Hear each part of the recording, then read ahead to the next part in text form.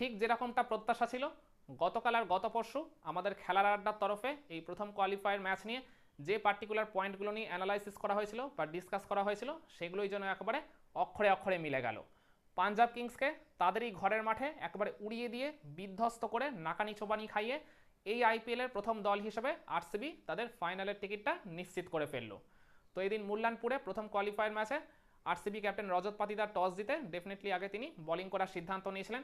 তো পাঞ্জাব কিংসের দুই ওপেনার প্রিয়ান সারিয়া, প্রভ সিমরান সিং শুরুটা কিন্তু খারাপ করেননি। প্রথম ওভারে ভুবনেশ্বর কুমারকে একটা বাউন্ডারি মেরে 8টা রান তুলেও ফেলেছিলেন, কিন্তু এর পরের ওভারে ইয়াশ দয়াল যখন বল করতেলেন তাকে ওই এক্সট্রা কভারের উপর দিয়ে একটা বড় শট খেলতে গিয়ে প্রিয়ান সারিয়া ওখানে ক্যাচ দিয়ে বসেন। কিন্তু এরপর মানে ওই ওভারের একদম লাস্ট ডেলিভারিতে আরেক ইনফর্ম ওপেনার প্রভ সিমরান সিং তিনি কিন্তু একটা বড় ছক্কা মেরে বুঝিয়ে দেন, একটা উইকেট খোয়ালেও তারা কিন্তু একেবারেই চাপে পড়েনি। আর এরপরে ভুবনেশ্বর কুমারকে কিন্তু ওই প্রভ সিমরান সিং আরও 2টা বাউন্ডারি মেরে তারা যে মানে একেবারে বিস্ট মোডে চলে গেছে, পার্টিকুলারলি প্রভ সিমরান সিং সেটা কিন্তু বুঝিয়ে দিয়েছিলেন। কিন্তু ছন্দপতনটা আবারও ঘটলো ওই থার্ড ওভারের একদম লাস্ট ডেলিভারিতে, যেখানে ওই অভিজ্ঞ ভুবনেশ্বর কুমার তখন বুঝেই গেছিলেন প্রভ সিমরান সিংয়ের মাইন্ডসেটটা, ঠিক ওইভাবেই তাকে ব্যাক অফ দ্য লেংথের একটা মানে একটু চেঞ্জ অফ পেসার ডেলিভারি করলেন। আর প্রভ সিমরান সিং ওই স্টেপ আউট করতে গিয়ে তিনি ওই আউটসাইডে যে শিকার হয় জিতেশ শর্মার হাতে ক্যাচ দিয়ে বসেন। তো ওই 3 ওভার শেষে তখন পাঞ্জাবের স্কোরটা হয়ে যায় 2 উইকেটে 27। আর এরপর ফোর্থ ওভারে যখন জশ হেজেলউড বল করতে এলেন, যিনি চোট কাটিয়ে অস্ট্রেলিয়া থেকে আর কি ভারতে ফিরে এসে এই প্রথম ম্যাচ খেললেন অনেক দিন বাদে, তিনি কিন্তু ওই জায়গায় এসেই তুলে নেন ওই মানে পাঞ্জাব কিংসের ক্যাপ্টেন শ্রেয়াস আয়ারের উইকেটটা।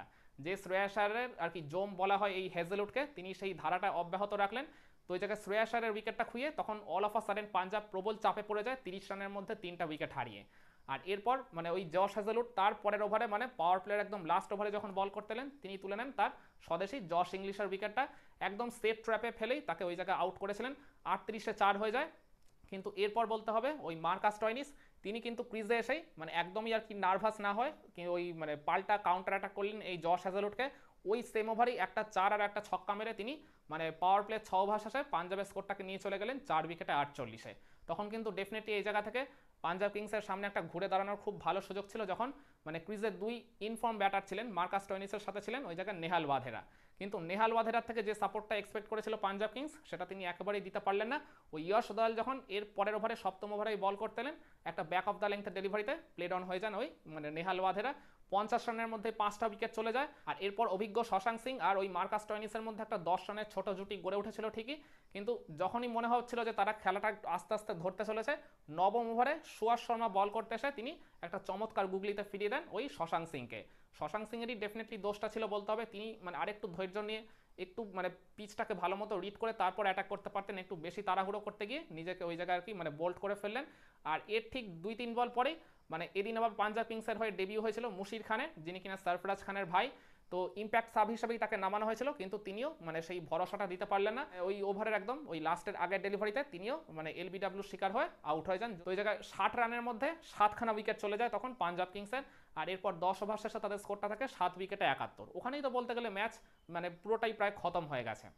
এরপর ওই 11 নম্বর ওভারে মার্কাস টয়নিস, যিনি কিনা একটু আর কি চেষ্টা করছিলেন, 2টা 4 2টা ছক্কার সহযোগে 26 রান করেও ফেলেছিলেন, তিনি কিন্তু নিজের উইকেটটা একেবারেই বেশিক্ষণ ধরে রাখতে পারলেন না। সুয়াস শর্মা তার সেকেন্ড ওভারে বল করতে এসে আবারও একটা ওই গুগলি বা রঙানি তুলে নিলেন এই মার্কাস টয়নিসের উইকেটটা, ক্লিন বোল্ড হয়ে যান তিনি। 78-এ 8 হয়ে যায় পাঞ্জাবের স্কোরটা। এরপর ওই আজমাতুল্লাহ ওমর যায়, যিনি কিনা এই ম্যাচের একাদশে এসেছিলেন ওই মার্কো ইয়ানসনের পরিবর্তে, তিনি একটা 4 আর একটা ছক্কা সহযোগে 18টা রান তুলে ফেলেছিলেন। আর এরপর ওই হারপ্রীত ব্রারকে সঙ্গে নিয়ে ওই নবম উইকেটে একটা 19 রানের জুটি মতো তিনি গড়ে তুলেছিলেন। কিন্তু ওই রোমারিও শেপার্ড 14 নম্বর ওভারে বল করতে এসে তার প্রথম ওভারেই তুলে নেন ওই হারপ্রীত ব্রারের উইকেটটা, একদম তাকে ক্লিন বোল্ড করে দেন। আর এর পরের ওভারে ওই জশ হেজেলউড 15 নম্বর ওভারে যখন বল করতেলেন একদম প্রথম বলেই তিনি তুলে নেন ওই ডেঞ্জারাস আজমাতুল্লাহ ওমর জয়ের উইকেটটা, যিনি কিনা কি পাঞ্জাবের স্কোরটাকে মানে 100 রানের গন্ডিতে আর কি টপকে দিয়ে গেছিলেন। তো ওই জায়গায় মানে ইনিংসের তখনও 35টা বল বাকি ছিল আর পাঞ্জাব কিংস অল আউট হয়ে গেল মাত্র 101 রানে। তো এই 102 রানের লক্ষ্যমাত্রা নিয়ে খেলতে নেবে এই পার্টিকুলার জায়গায় মানে এরকম আরসিবি এরকম ইনফর্ম ব্যাটিং লাইন আপের সামনে এটা তো কোনো রানই নয় বলা চলে। তো এই জায়গায় বিরাট কোহলি আর ওই ফিল সল্টের মধ্যে শুরুতেই একটা 30 রানের মতো জুটি গড়ে ওঠে। প্রথম 3 ওভারই তারা 30 তুলে ফেলে। এরপর কাইল জেমিসন 4th ওভারে বল করতে এসে বিরাট কোহলির উইকেটটা তুলে নেন। বিরাট কোহলি কিন্তু এদিন বেশ ভালোই শুরু করেছিলেন 2টা 4 মেরে, কিন্তু খুবই আনফর্চুনেটলি ওই মানে শর্ট অফ দ্য লেংথের ওই আউটসাইড দিয়ে অফ স্টাম্প ডেলিভারিতেই তিনি খোঁচা মেরে আর কি উইকেট কিপারকে ক্যাচ দিয়ে বসেন। তো যাই হোক 12 রান করে তিনি ফিরে গেল। এরপর মায়াঙ্ক আগরওয়াল ক্রিজে আসেন। মায়াঙ্ক আগরওয়াল আর এই ফিল সল্টের মধ্যে একটা 54 রানের ম্যাসিভ পার্টনারশিপ গড়ে ওঠে মাত্র 27 বলের বিনিময়ে। এইটাই বলতে গেলে আরসিবিকে জয়ের দোরগোড়ায় পুরোটাই পৌঁছে দেয়। কাইল জেমিসন কিন্তু ওই জায়গায় একটা মেডেন ওভার করেছিলেন, মানে যে পার্টিকুলার ওভারে তিনি বিরাট কোহলির উইকেটটা তুলেছিলেন, আর মায়াঙ্ক আগারওয়ালকে তিনি কিন্তু তার পরের 2-3টা ডেলিভারিতে বেশ ভালো মতো আর কি স্ট্রাগল করিয়েছিলেন। কিন্তু ওই জায়গায় মানে ওই শুরুর ফেজটা কাটিয়ে দেওয়ার পরই বলতে গেলে পাওয়ার প্লের একদম লাস্ট ওভারে, মানে 5 ওভার শেষেও আরসিবি স্কোরটা ছিল 40 1 উইকেটে, কিন্তু পাওয়ার প্লে লাস্ট ওভারে মানে ষষ্ঠ ওভারে কাইল জেমিসন যখন তার থার্ড ওভারে বোলিং করতেলেন, তাকে ওই ওভারে এই মায়াঙ্ক আগারওয়াল আর ফিল সল্ট একবারে পিটিয়ে মানে 21টা রান যে তুলে ফেলেন, ওইখানেই বলতে গেলে ম্যাচের ভাগ্যটা পুরোপুরি বদলে যায়। যেটুকু আর কি ম্যাচে ফেরার স্বপ্ন দেখছিল ওই পাঞ্জাব কিংস, সেটা ওই জায়গায় পুরোপুরি ধূলিসাৎ হয়ে যায়। আর এরপর তো বলতে গেলে বাকিটা এক প্রকার ইতিহাসই হয়ে থাকবে। এরপর আরসিবির ইনিংসের ওই 84 রানের মাথায় মুশির খান তুলে নেন ওই মায়াঙ্ক আগারওয়ালের উইকেটটা।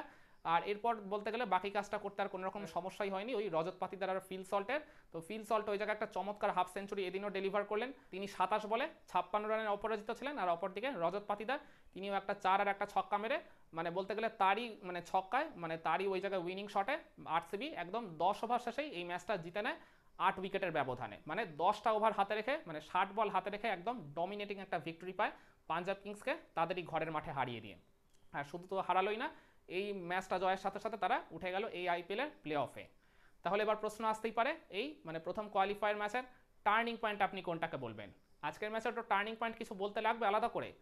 এই পাঞ্জাব কিংসের ইনিংসের যে একদম মানে শুরুর থেকেই শেষ পর্যন্ত যে ব্যাটিং বিপর্যয়টা হলো, প্রথম ওভারটা বাদ দিলে তারপর থেকেই তো তারা কন্টিনিউয়াসলি উইকেট হারাতে থাকছিল, ওই মাঝের বোধহয় 2-3টা ওভার ছাড়া। তো এইটাই তো আর কি ডেফিনেটলি তাদের ইনিংসের সবচেয়ে বড় টার্নিং পয়েন্ট। মানে তাদের ব্যাটিং ব্যর্থতা এরকম ভয়াবহ যে আর কি ব্যাটিং কোল্যাপস হলো মানে আরসিবির বোলারদের সামনে। আর ওই জায়গায় সুয়াস শর্মা এসে তিনি ওই মিড ফেজে 3-3টা গুরুত্বপূর্ণ উইকেট তুলে নিয়েছিলেন, যখন মনে হচ্ছিল পাঞ্জাব কিংস হয়তো ওই শুরুর দিকের ব্যাটিং বিপর্যয়টা কাটিয়ে একটু হলেও ম্যাচে ফিরতে পারে। তো সেই আশাটুকু আর কি ওই জায়গায় তাদের পূরণ হতে দেননি এই সুয়াস শর্মা তার ওই চমৎকার মানে লেগ স্পিনের ঘূর্ণির মাধ্যমে। তো ডেফিনেটলি পাঞ্জাব কিংসের এই ওভারঅল ব্যাটিং বিপর্যয়টাই এই প্রথম কোয়ালিফায়ার ম্যাচের আলটিমেট টার্নিং পয়েন্ট। একমত হবেন নিশ্চয়ই আমার সাথে, আজ আর দ্বিমত পোষণ করার খুব একটা জায়গা আছে বলে আমি মনে করি না।